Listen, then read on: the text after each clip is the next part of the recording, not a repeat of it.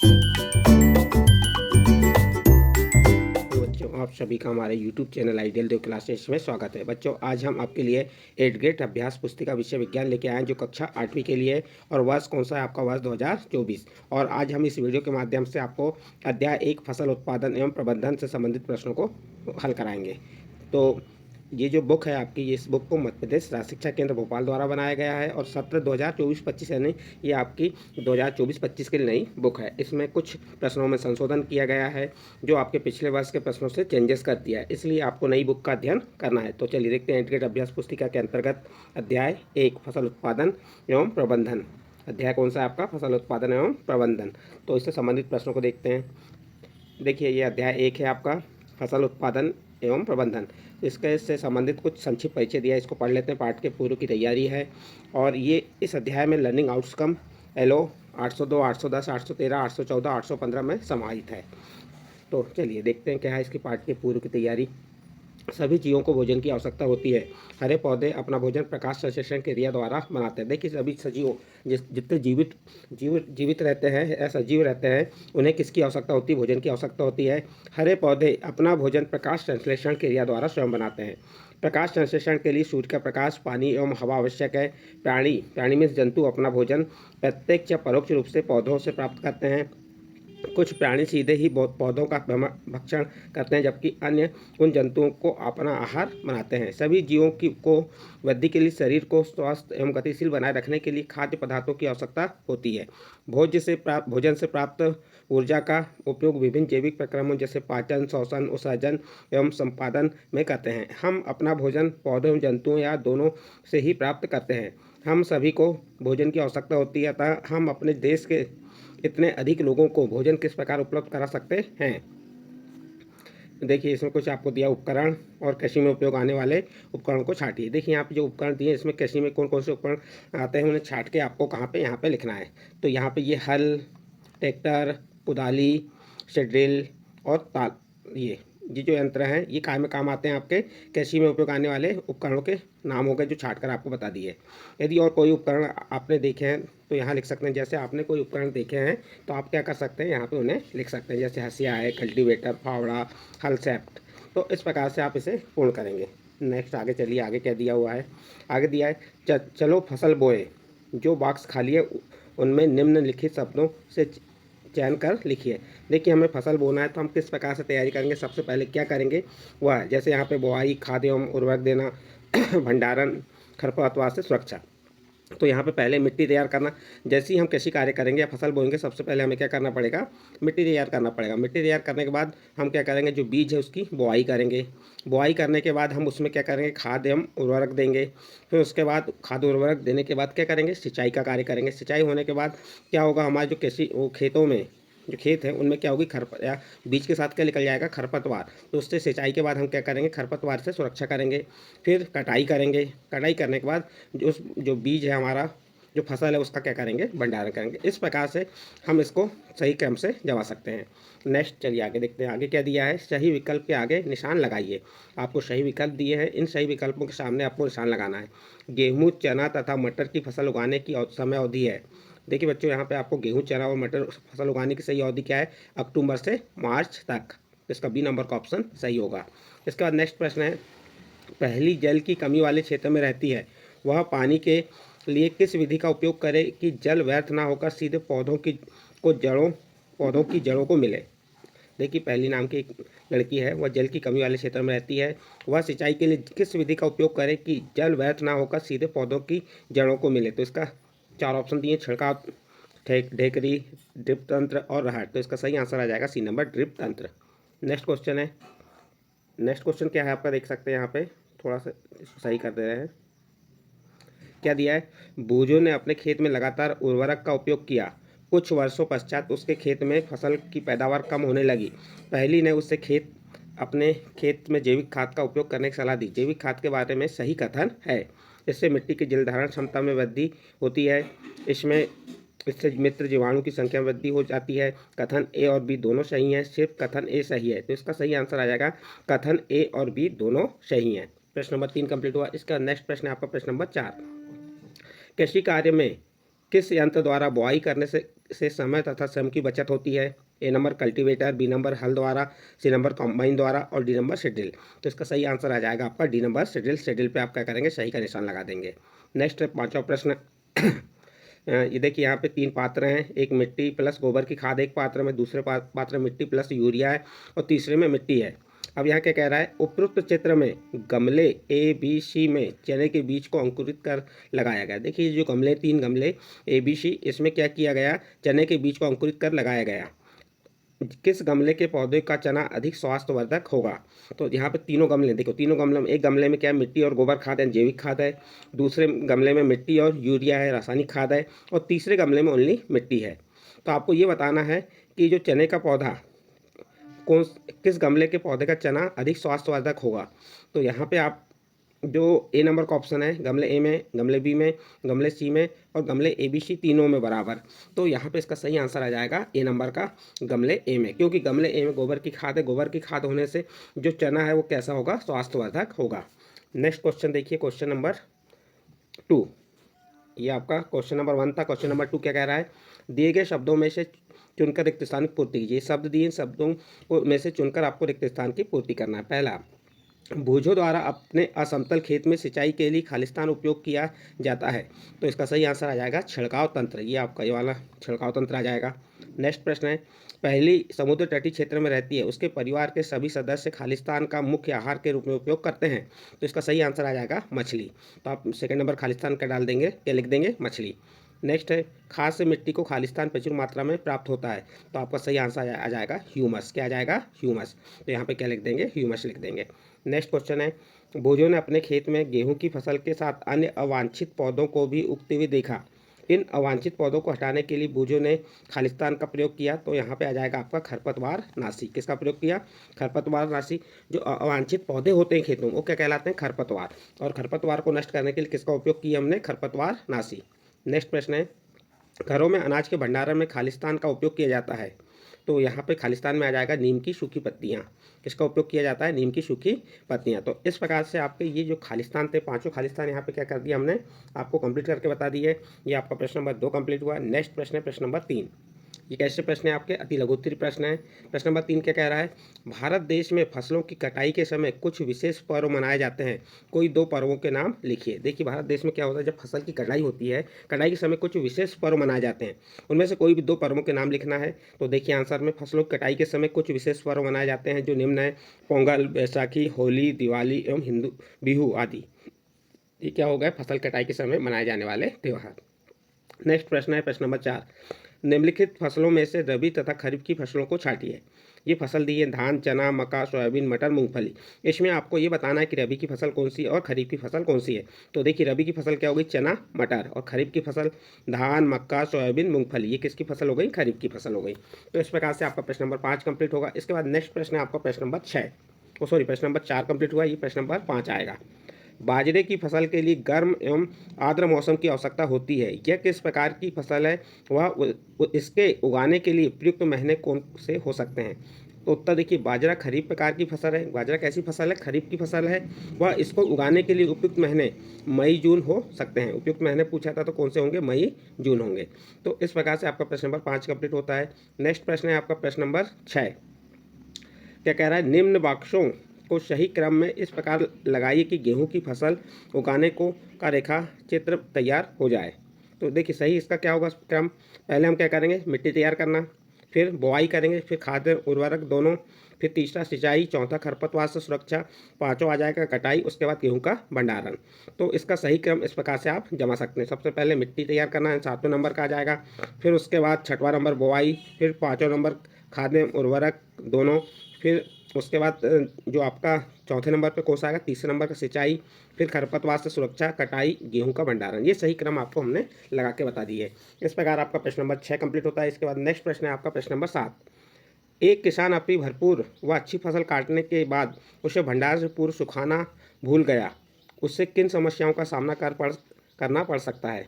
तो देखिए, किसान अच्छी फसल काटने के बाद उसे भंडारण से पूर्व सुखाना भूल गया तो उसे फसल को, पीड़कों एवं सूक्ष्म जीवों की समस्याओं का सामना करना पड़ सकता है। इस प्रकार से आप प्रश्न नंबर 7 का उत्तर कंप्लीट करेंगे। नेक्स्ट प्रश्न है आपका प्रश्न नंबर 8। बूझो अपने खेत में बुआई के लिए पारंपरिक तरीके का प्रयोग करता है और पहली अपने खेत में बुआई के लिए ट्रैक्टर द्वारा सीड्रिल उपयोग करती है। बताइए बुआई के लिए कौन सा तरीका उत्तम है और क्यों। तो उत्तर देखिए इसका, खेत में बुआई के लिए ट्रैक्टर द्वारा संचालित सीड्रिल का तरीका उत्तम है क्योंकि इसके द्वारा बीजों में समान दूरी एवं गहराई बनी रहती है। इससे बीजों को पक्षियों द्वारा खाए जाने से रोका जा सकता है। तो यहाँ पे आपका प्रश्न नंबर 8 का उत्तर कंप्लीट होता है। नेक्स्ट प्रश्न है आपका प्रश्न नंबर 9।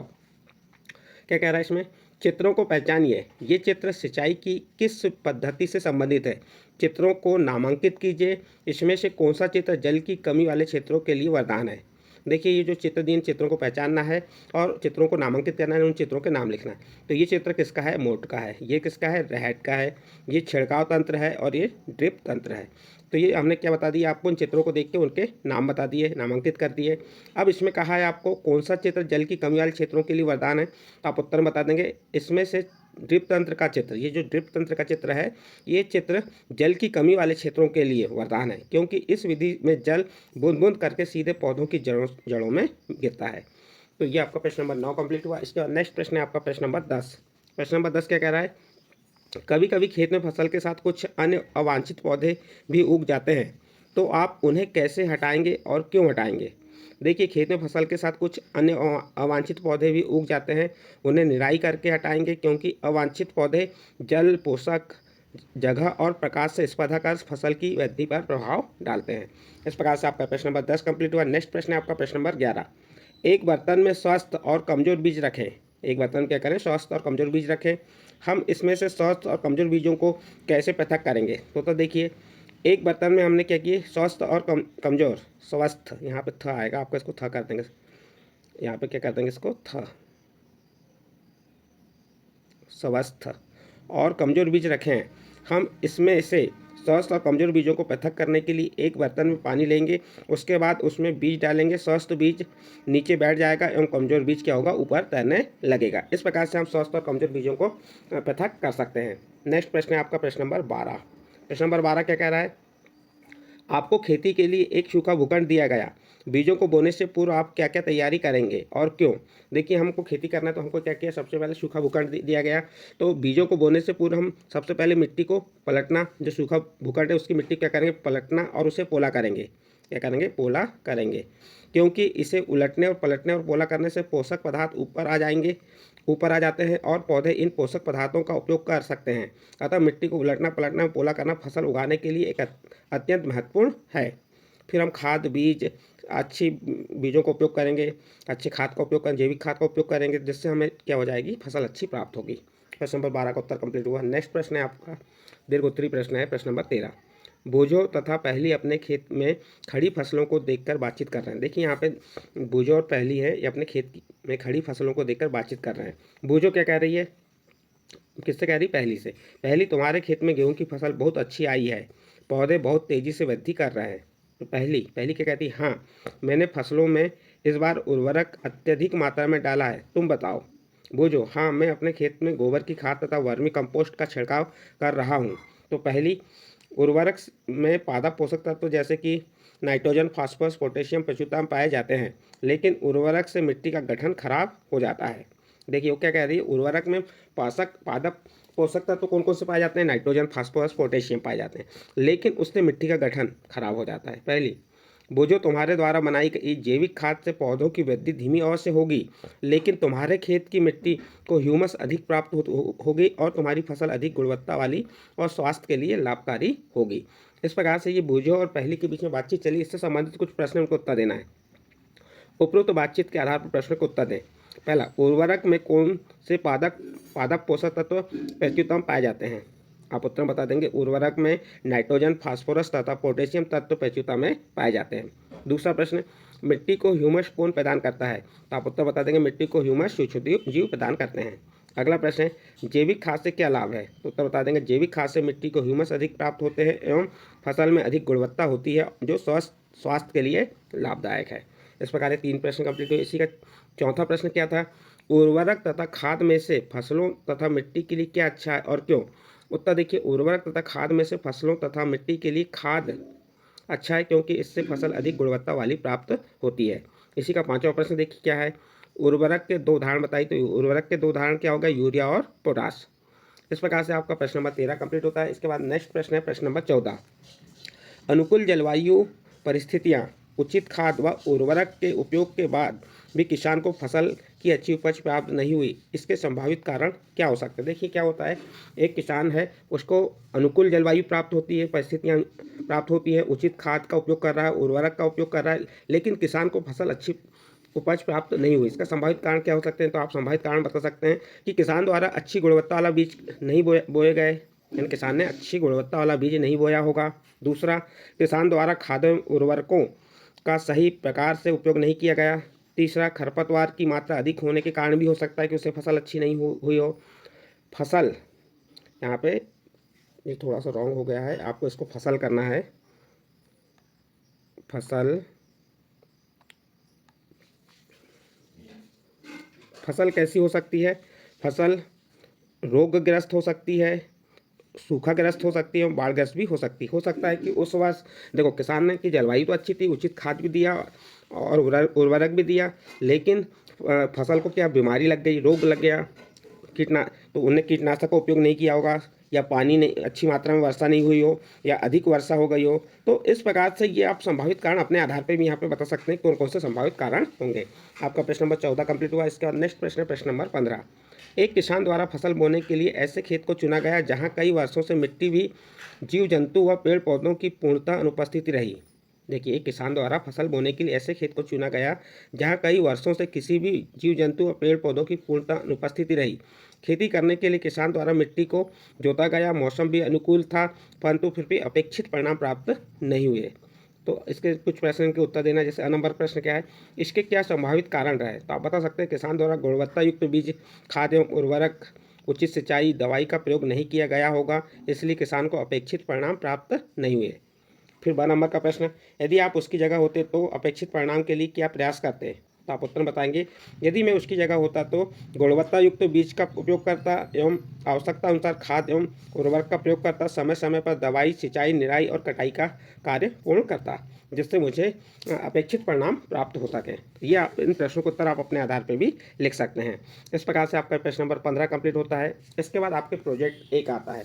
प्रोजेक्ट भी दिए हैं। प्रोजेक्ट 1 क्या दिया है, मूंग अथवा चने के बीज लेकर उन्हें गीली रुई अथवा कपड़े में लपेट कर रखिए एवं होने वाले परिवर्तनों को तालिका में नोट कीजिए। देखिए आपने क्या किया, मूंग या चने के बीज को गीली रुई में या कपड़े में लपेट के रखे, फिर क्या पढ़ा, 24 घंटे में क्या हुआ, अंकुरित होता है। 2 दिन बाद अंकुरण बढ़ता है। 5 दिन में मूंग का छोटा पौधा बनता है और 10 दिन में मूंग का बड़ा पौधा बनता है। इस प्रकार से ये आप इसे नोट कर सकते हैं। नेक्स्ट है, बीजों के अंकुरण की विभिन्न अवस्थाओं को आपने जो अवलोकन किया उसका उनको चित्र बनाकर बताइए। जैसे ये मूंग का बीज हो गया, इसमें अंकुरन हुआ, इसमें अंकुरित पौधा हुआ और ये पौधा बन के तैयार हो गया। इस प्रकार से आप चित्र बना सकते हैं।